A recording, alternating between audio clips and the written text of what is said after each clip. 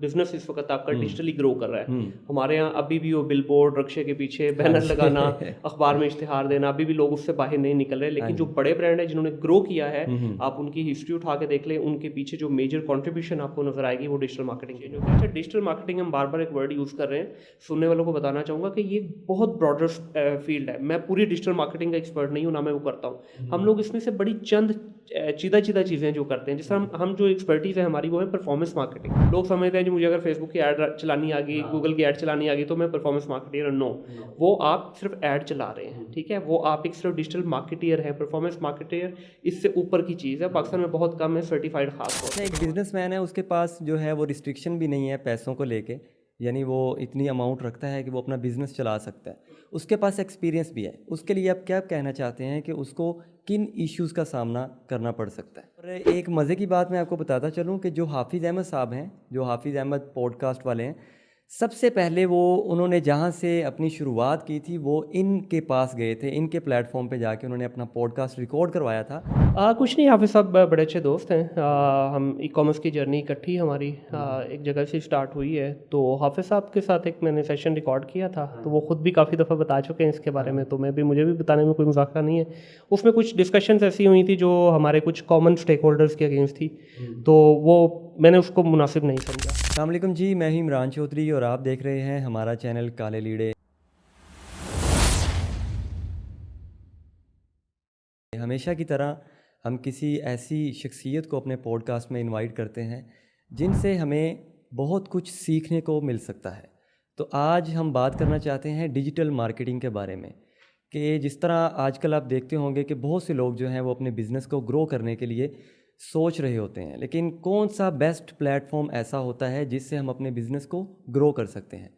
तो बहुत सारी बातें हैं। आज के जो हमारे मेहमान हैं उनका नाम है मुनीर अहमद साहब। अस्सलाम वालेकुम सर। जी वालेकुम सलाम, कैसे इमरान आप? अल्हम्दुलिल्लाह, आप कैसे हैं? अल्लाह का बड़ा एहसान जी। बहुत शुक्रिया आपका, सर आप आपका हमारे शुक्रिया जी, आपका पॉडकास्ट शुक्रिया में इमरान। तशरीफ़ लाए। सबसे पहला जो मेरा सवाल है वो ये है कि आप डिजिटल मार्केटिंग की तरफ किस तरह आए? देखिए, ये कहानी शुरू होती है 2008 से। करियर मेरा 2006 से ई कॉमर्स से शुरू हुआ था। 2008 में मैं बाहर चला गया, तो वहाँ पे मुझे एक कंपनी के साथ काम करने का मौका मिला जो कि डिजिटल मार्केटिंग की सर्विसेज प्रोवाइड करती थी।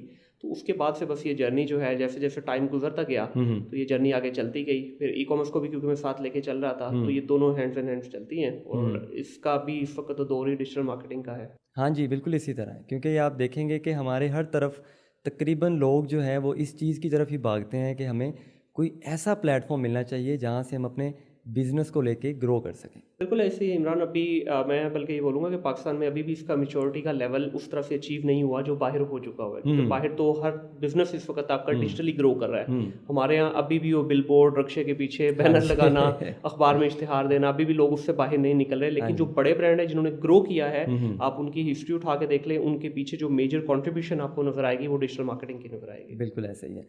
अच्छा, जो आपका ये कैरियर है, इसका सफ़र आपने कैसे स्टार्ट किया? आपके माइंड में कैसे आया कि मुझे इसको आगे गेन करना है? ऑनेस्टली मैं शुरू से ही जो है ना टेक के साथ इन्वॉल्व था। जब मैं स्कूल में था, कॉलेज तो बड़ी दूर की बात, स्कूल लाइफ से ही जो है थोड़ा सा गैजेट्स का और टेक्निकल चीज़ों के अंदर घुसने का, लैपटॉप्स और इन चीज़ों में शुरू से ही था।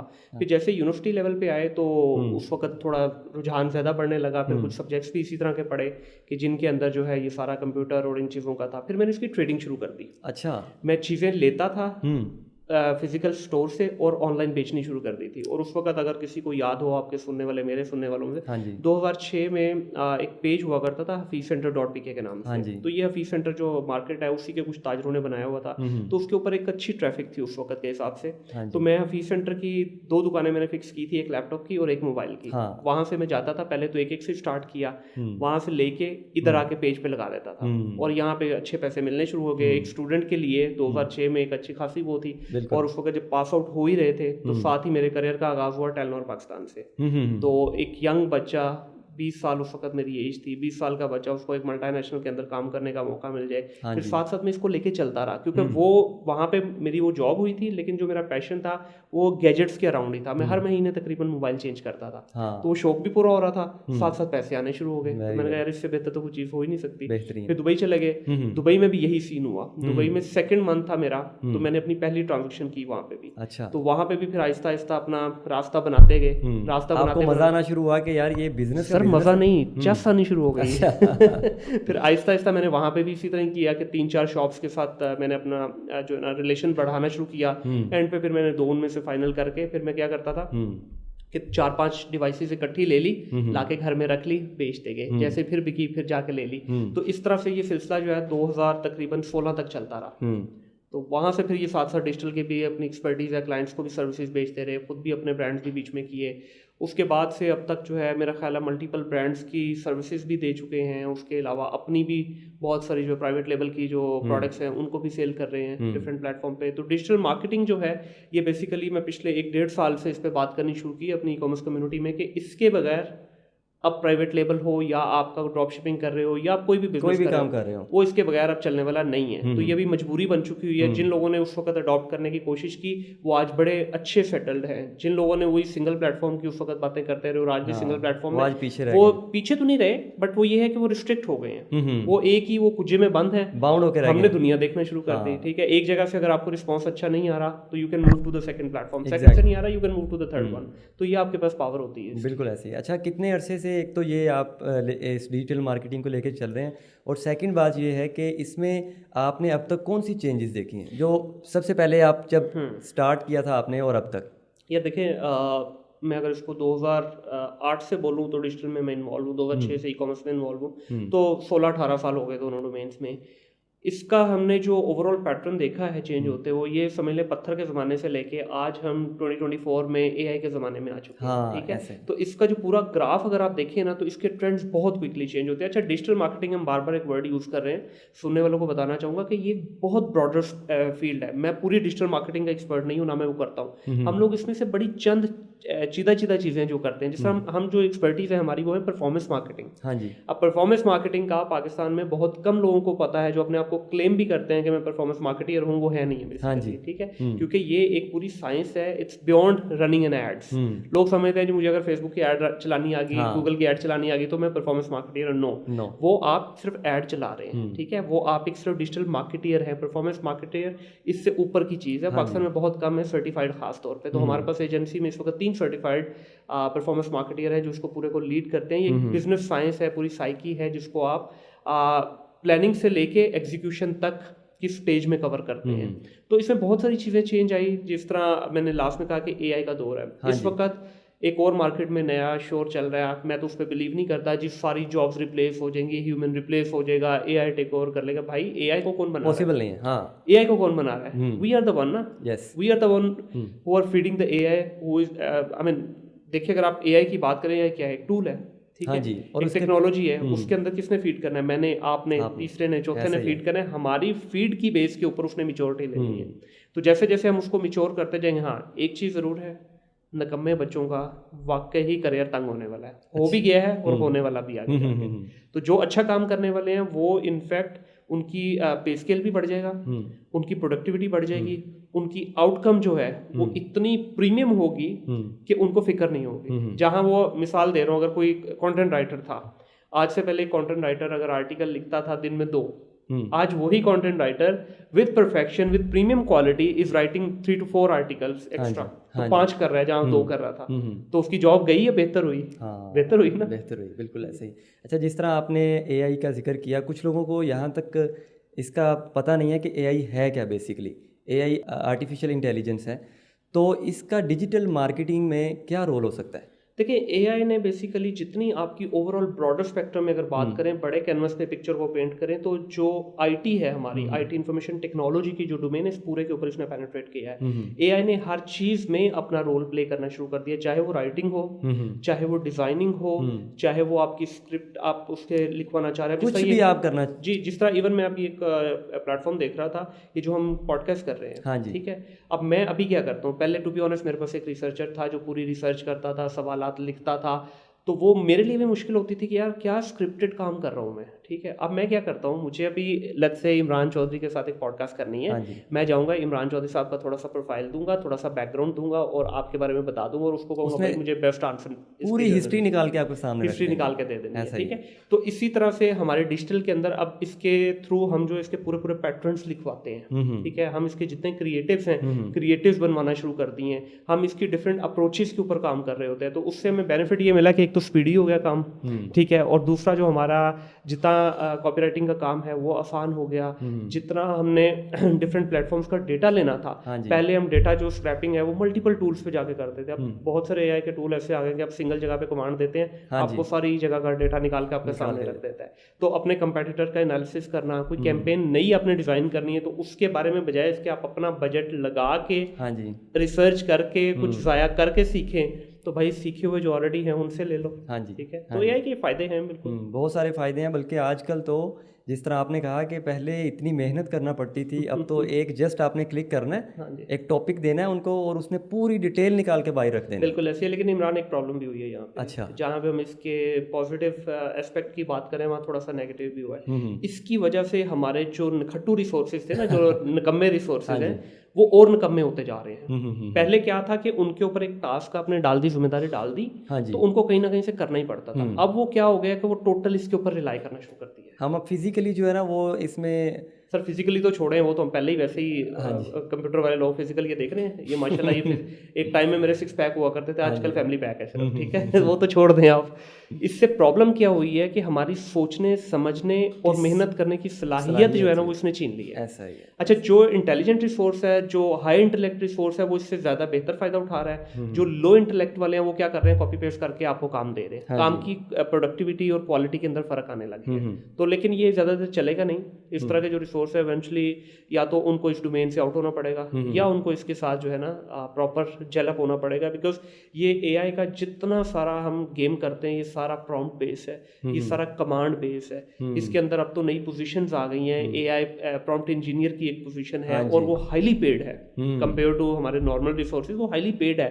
मतलब इसके अंदर आप इस वक्त बहुत सारे प्लेटफॉर्म हैं जो आपको सिर्फ ये सिखाते हैं कि अगर आपको पॉडकास्ट के क्वेश्चन लिखाने हैं तो किस किस्म की प्रॉम्प्ट होनी चाहिए, ठीक है। तो वो आपको सारा करवा के दे दिए काम। बिल्कुल ऐसे ही है। अच्छा, इसके अलावा भी आप बिजनेस में भी काफ़ी महारत रखते हैं कि बिज़नेस को कैसे ग्रो करना चाहिए।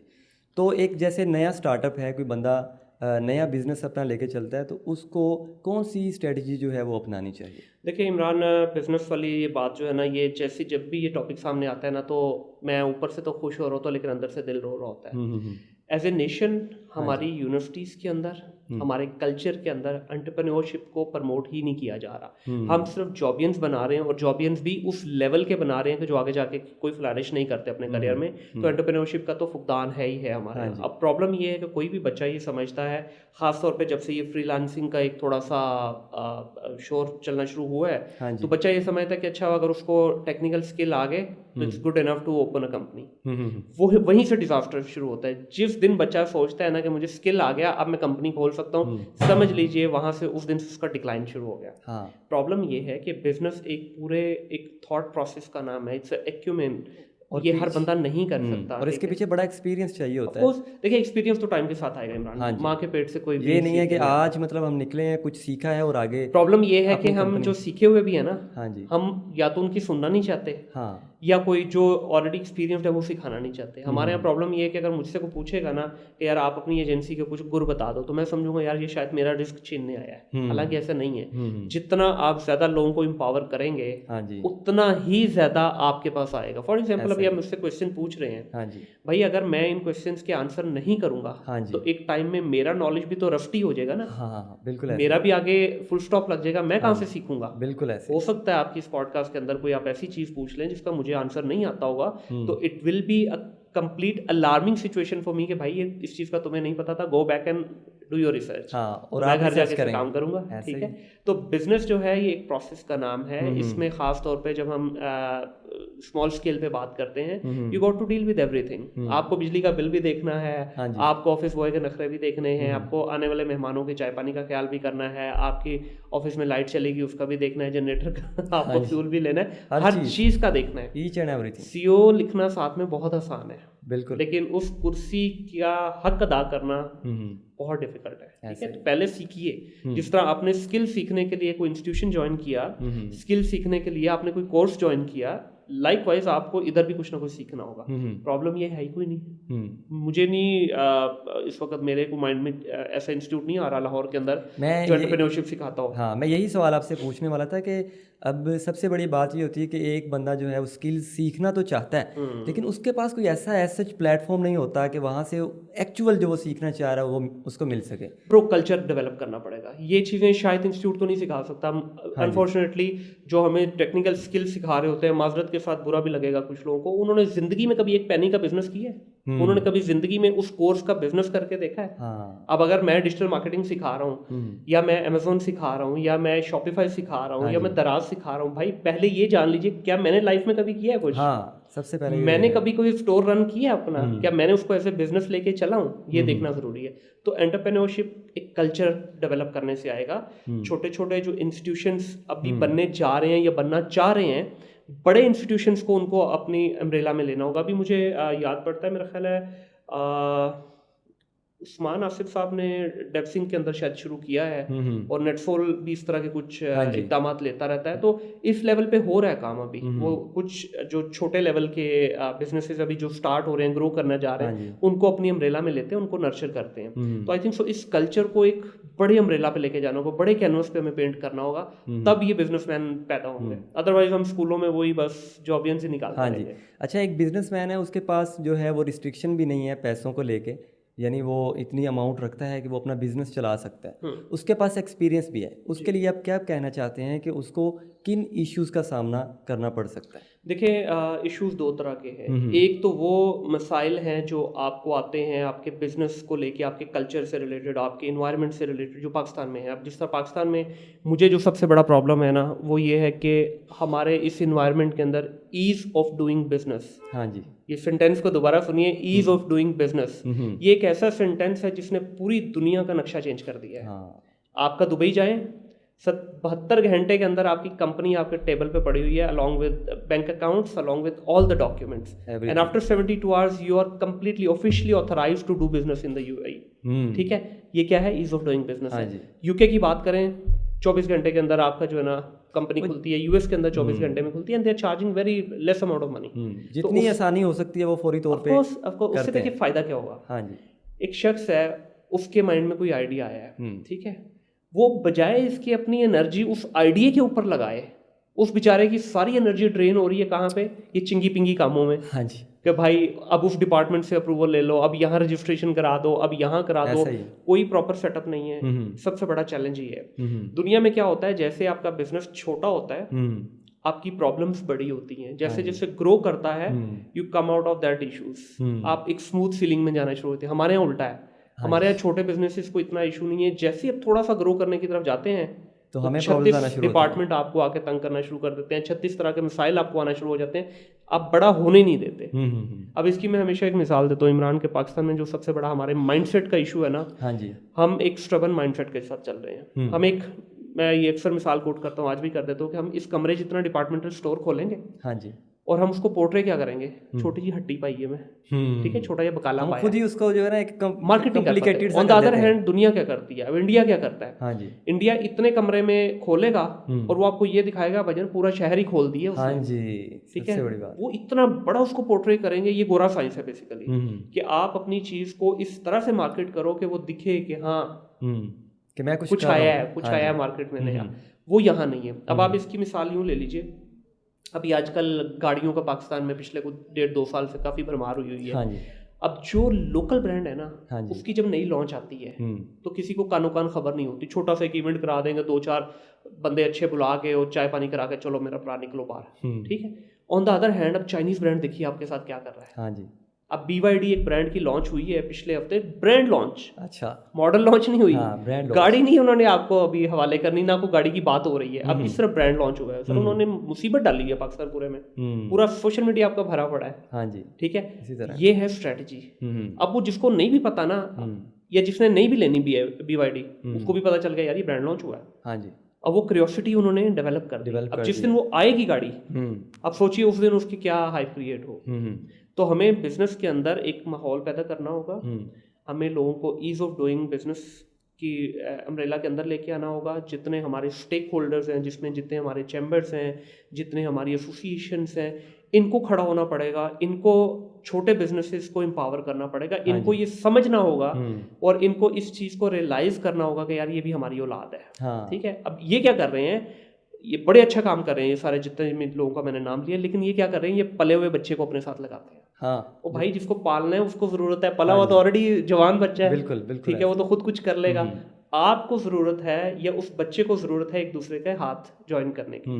तो उन बच्चों को जो आज छोटा छोटा ई-कॉमर्स प्लेयर इस वक्त बेचारा जो स्ट्रगल कर रहा है, क्या हुआ है आपके मुल्क में अंदर पिछले 3 हफ्ते से, क्या वबेला मचा हुआ है? हाँ जी, इंटरनेट किधर है आपका? हाँ जी, क्यों कोई डिपार्टमेंट खड़ा नहीं हुआ? बिल्कुल ऐसे, क्यों किसी ऑर्गेनाइजेशन ने इस चीज़ की ऑनरशिप नहीं ली कि भाई वी आर द वन जो इस मुल्क के अंदर डॉलर लेके आ रहे हैं? क्यों किसी ने बात नहीं की इस चीज़? बिल्कुल ठीक है, अब वो बेचारे लावारिस बच्चों के, यकीन करें इमरान साहब, मैसेजेस आ रहे हैं, किसी की $3,000 की जॉब चलेगी, किसी की 2,000 की चलेगी, किसी की 1,000 की चलेगी। भाई $3,000, we are talking about huge amount of money.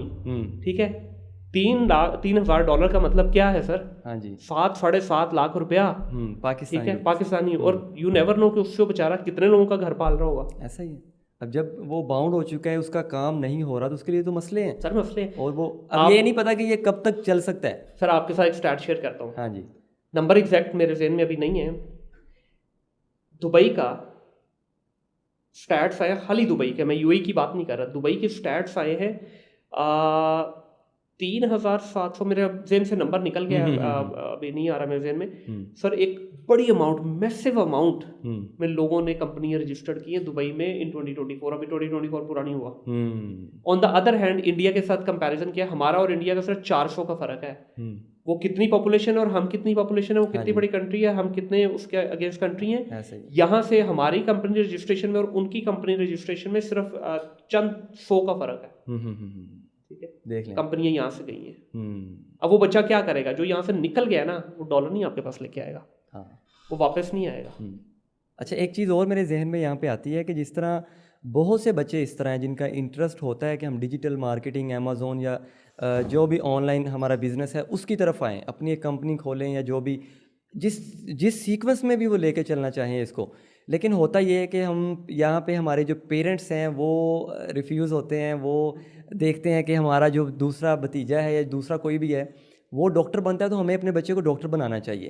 क्या मतलब आप क्या ऐसा पैगाम उन्हें देना चाहते हैं कि वो मोटिवेट हों और अपने बच्चे की सलाहियत को, जिसमें वो सलाहियत रखता है, उसी की तरफ वो आए? बहुत प्यारा सवाल है आपका।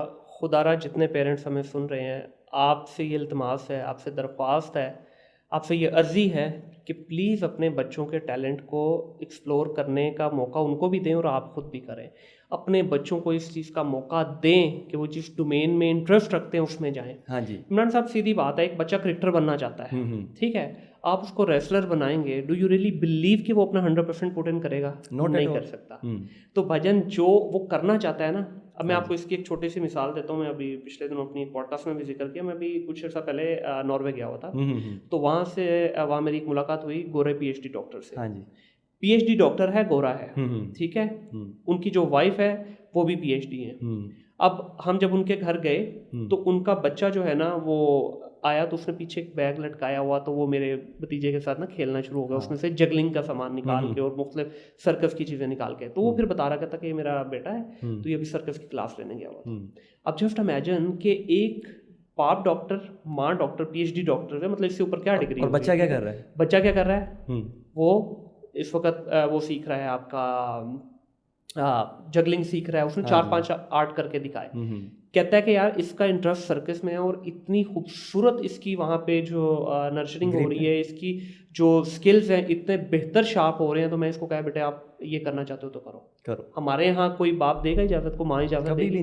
अब वही बच्चा हो सकता है कल को उसी सर्कस की डोमेन में जाके इतना बड़ा नाम कर ले कि जो शायद वो डॉक्टर बन के ना कर पाता। एग्जैक्टली। तो बच्चे को वो करने दीजिए जो वो करना चाहते हैं। हाँ, लेकिन इसमें एक चीज़ आप बड़ी ज़रूरी है, क्योंकि देखिए हम बीइंग अ मुस्लिम कुछ चीज़ें ऐसी हैं जो हमने अपने कल्चर के, अपने दीन के हिसाब से भी लेके चलनी है। बच्चे पे नज़र ज़रूर रखिए, हाँ जी। ठीक है, उसको गाइड ज़रूर कीजिए, क्योंकि बच्चा इस स्टेज पे इतनी अकल फहम नहीं रखता कि वो खुद डिसीजन ले सके। उसके साथ चलिए। मैं अपनी मिसाल दे देता हूँ। मेरी बेटी है, वो इतना खूबसूरत आर्ट बनाती है सर। ये देखें, ये आप पीछे देख रहे हैं कवर, ये मेरी बेटी ने बनाया हुआ है, ठीक है। इस तरह के वो मुझे अक्सर बना के देती रहती है। अब आप मुझे ये बताएं कि जब मुझे ये पता चल गया है कि यार मेरी बेटी बहुत अच्छा आर्ट करती है और अभी ओ लेवल में है वो, हाँ जी, ठीक है, तो अब मैं उसको बोलूँ नहीं बेटा आइंदा के बाद ये नहीं बनाना, तुम कुछ और करो, तो ये उस बच्चे के साथ जाती नहीं है? बिल्कुल जाती। तो मैं अभी क्या करता हूँ, मैं उसको इसके मुतालिक चीज़ें ला के देता हूँ। बिल्कुल। खुद पूछ रहा होता हूँ, बेटा ये ला के दो, ये ला के दो, ये ला के दो। अब कल मैंने उसको बोला बेटा एक और बना के दो, कहती बाबा कलर खत्म हो गया। मैं कहा बेटा I will bring for you. तो ये क्या हुआ कि मुझे भी, अब मैं ये नहीं कह रहा कि वो कल को जाके फाइन आर्ट के अंदर बहुत को बड़ा नाम करेगी, बट उसका इंटरेस्ट है ना, हाँ जी, जब तक है उसकी हेल्प करें। बिल्कुल ठीक है, वो इसको करियर बनाए या ना बनाए, बट एटलीस्ट उसके पास एक रोड मैप आ गया, उसको अपना शौक पूरा करने का मौका तो मिल रहा है। उसको कम से कम इतनी सपोर्ट करें कि जो चीज़ उसके अंदर है वो उसके अंदर ही ना रह जाए। एग्जैक्टली, वो बाहर निकले। और उसको अब जिस तरह बहुत सी मिसालें इस तरह हमारे सामने हैं कि कितने बड़े जो बिजनेसमैन होते हैं उनके बच्चे, जिस तरह आपने एक मिसाल दी है डॉक्टर की, इसी तरह और भी बहुत से लोग ऐसे हैं जिनके बच्चे बिल्कुल ही ऑपोजिट जो वो फील्ड है उसे चूज़ करते हैं, बड़ा नाम कमाते हैं। बिल्कुल। अभी रिसेंट देखिए पाकिस्तान में एक वेव स्टार्ट हुई है पिछले 10 साल में कि बहुत सारे जो हमारा सेठ कल्चर है पाकिस्तान में, सेठों के बच्चे बाहर गए हैं, वो पढ़ के आए हैं, वहाँ से वापस आए हैं। उनमें से बहुत सारे बच्चे ऐसे हैं जिन्होंने 3-fold 4-fold अपनी ऑर्गेनाइजेशन की ग्रोथ की है। तो वो किस वजह से हुई? क्योंकि उनको विजन मिल गया, ट्रैवल किया उन्होंने स्टडीज़ की, उन्होंने एक्सपोजर लिया इस चीज़ का, वापस आए तो उन्होंने अपने बिजनेसेस को बढ़ा लिया। अच्छा, अगर आपको किसी जिस तरह आपने कहा कि मैं नॉर्वे में भी रह के आया हूँ, उसके अलावा और भी कंट्रीज़ आप घूमे हैं, तो यहाँ पे जाके आपका बेसिकली जो एक्सपीरियंस होता है वो किस चीज़ को लेके होता है? इसी को कि बिज़नेस को कैसे ग्रो करना है? सर मैं तकरीबन कोई 8 से 10 कंट्रीज़ घूम चुका हूँ। अच्छा। मैं सिर्फ एक ही माइंडसेट लेके जाता हूँ, वो ये है कि यार मैंने वहाँ पे लोगों को ऑब्जर्व करना है, उनके कल्चर को ऑब्जर्व करना है, उनके लाइफस्टाइल को ऑब्जर्व करना है, उनके बिजनेस एथिक्स को ऑब्जर्व करना है। तो मैं वहाँ पे सिर्फ ये माइंडसेट लेके जाऊँ। मैं 2 दफ़ा यूरोप जा चुका हूँ, ठीक है, मैं बाहर रहा भी हूँ, अभी भी आता जाता रहता हूँ। सिर्फ वहाँ पे जो चीज़ आपको मिलती है ना ट्रैवलिंग से, देखें हर एक अपना पर्सपेक्टिव है, मेरे ये 4-5 पर्सपेक्टिव होते हैं कि यार देखो कि हमारा लाइफस्टाइल क्या है, उनका क्या है, वो जो खाते हैं उनकी। अब छोटी सी एग्जांपल ले लें, हम योगर्ट यहाँ पे ले लेते हैं। हाँ जी। आप पाकिस्तान में फ्लेवर्ड योगर्ट लेते हैं? नहीं।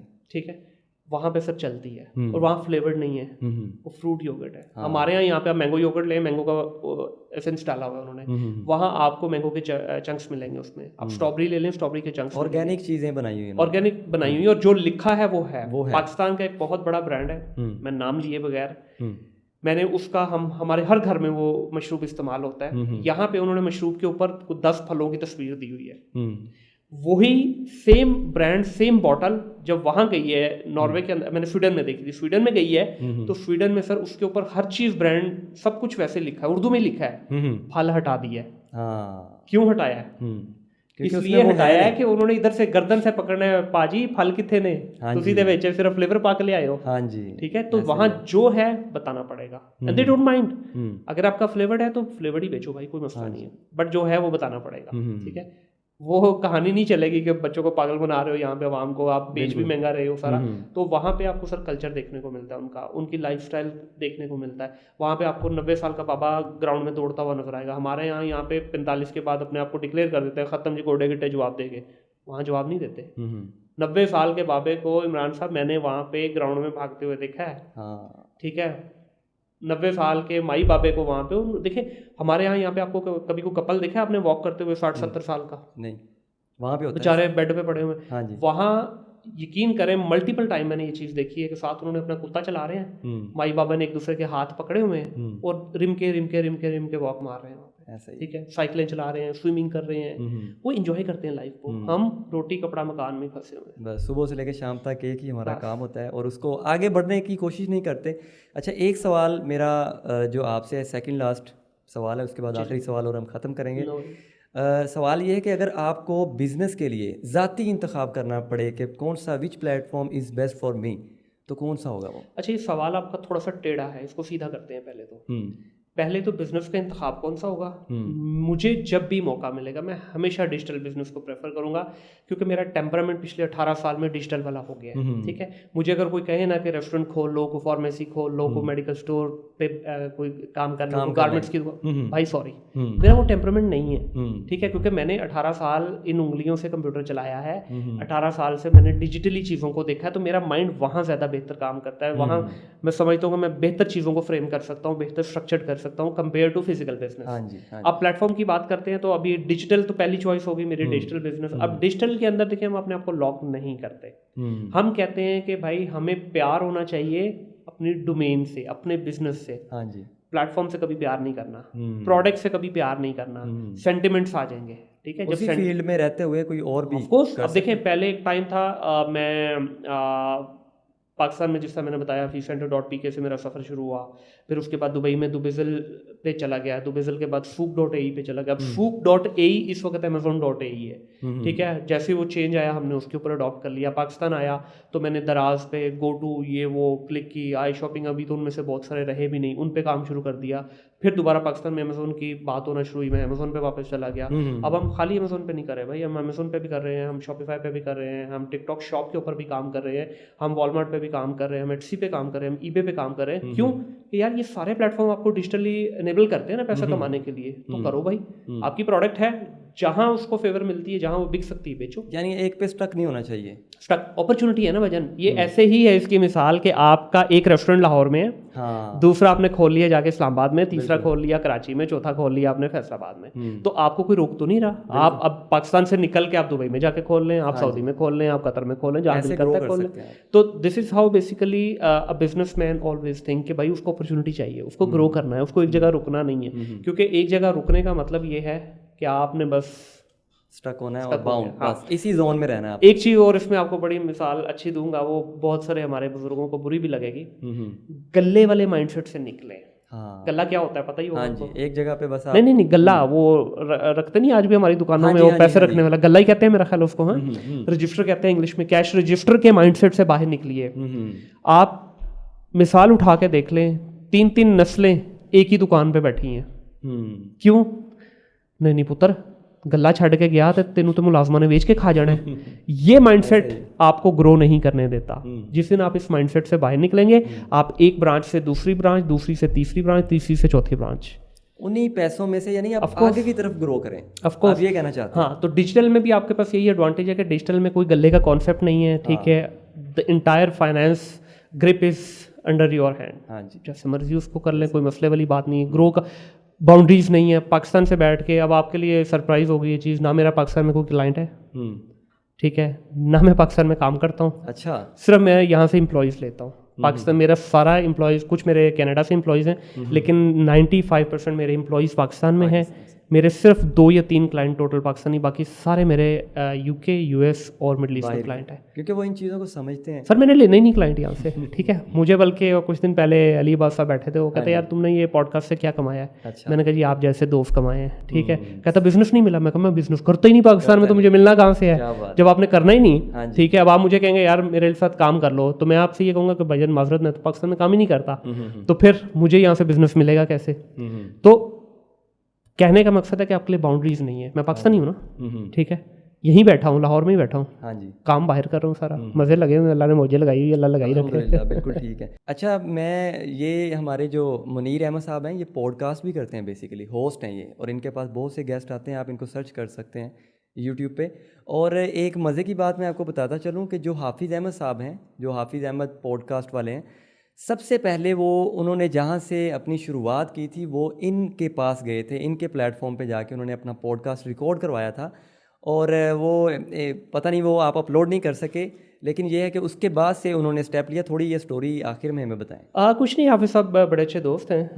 हम ई कॉमर्स की जर्नी इकट्ठी हमारी एक जगह से स्टार्ट हुई है। तो हाफिज़ साहब के साथ एक मैंने सेशन रिकॉर्ड किया था, तो वो खुद भी काफ़ी दफ़ा बता चुके हैं इसके बारे में, तो मुझे भी बताने में कोई मजाक नहीं है।